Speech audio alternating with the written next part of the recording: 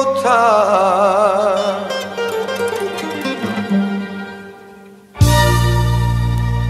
I pakao i ponore,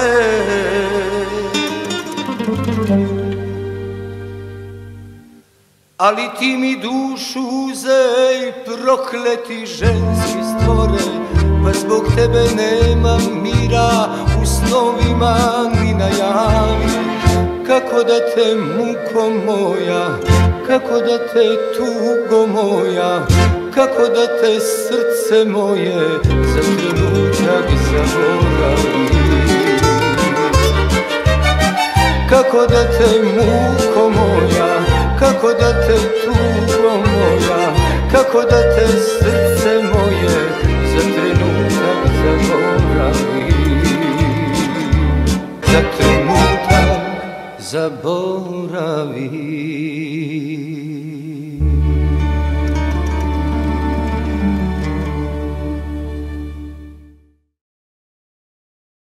U ovoj epizodi imamo jedan vrlo neobičan automobil za naš kanal, a radi se o Volkswagen Touranu sa dizel motorom.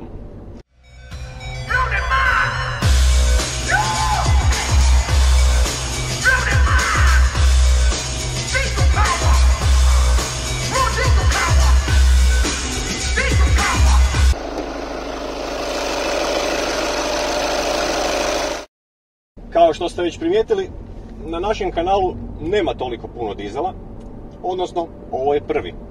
Iako je neprimjeren auto za naš kanal, što po nazivu, a što po znači našim preferencijama, ja sam ga ipak odlučio testirati. Odnosno napraviti jedan kratki video i na ovom autu će uslijediti nekoliko DIY-ova, pa čisto da znate o kojem autu se radi.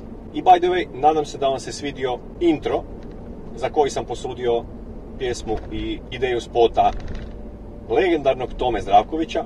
Ako vam se svidio intro, stisnite jedan like, ostavite neki komentar.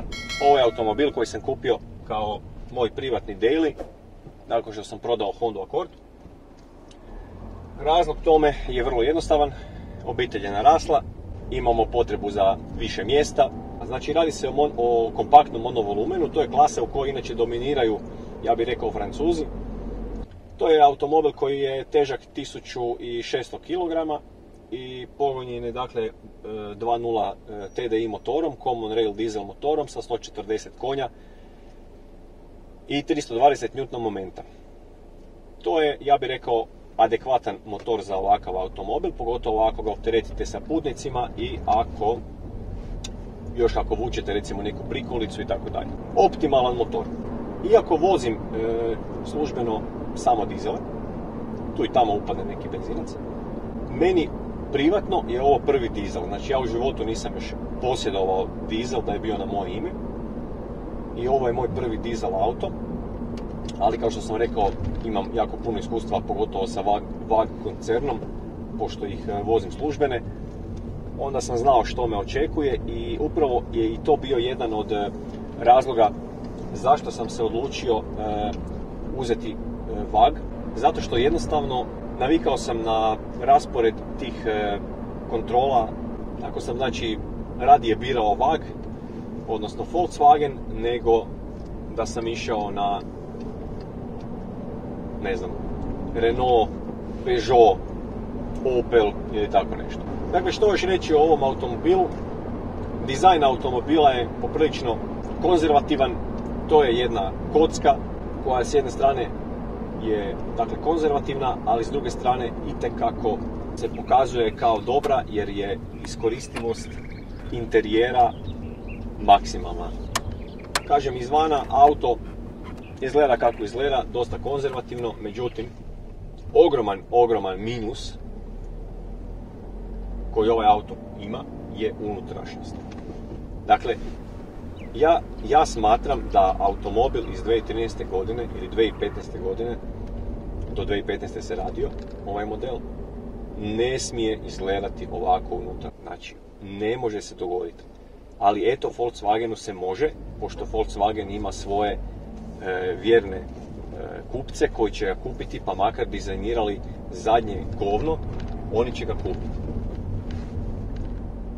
Uz taj dizajn u unutrašnjosti, sama kvaliteta te plastike je toliko jadna da je to, znači, to je žalosno.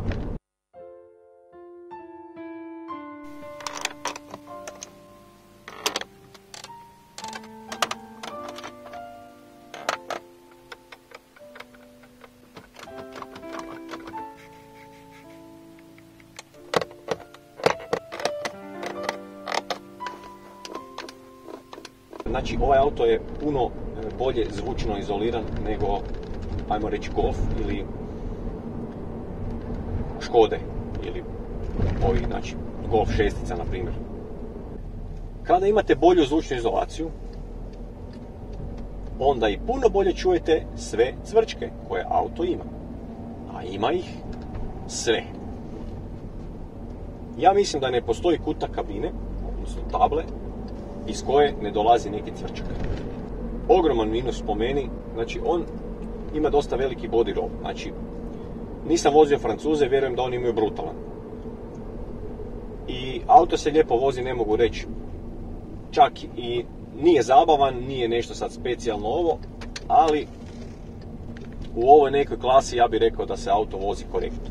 Međutim, toliko tvrd ovis, toliko prenosi tu vibraciju, toliko prenosi udarce na kabinu, znači sve se čuje. Rupe na cesti koje nisu rupe, nego udubljenja, on prenosi sa dudu. Ja, na primjer. Znači, to u Hondi nisam osjetio, na Turanu osjetim. Još kratko o interijeru, nakon što sam nabrojao ove sve minuse, auto ima nešto opreme, znači, tako da, ajde, život je unutra podnošljiviji.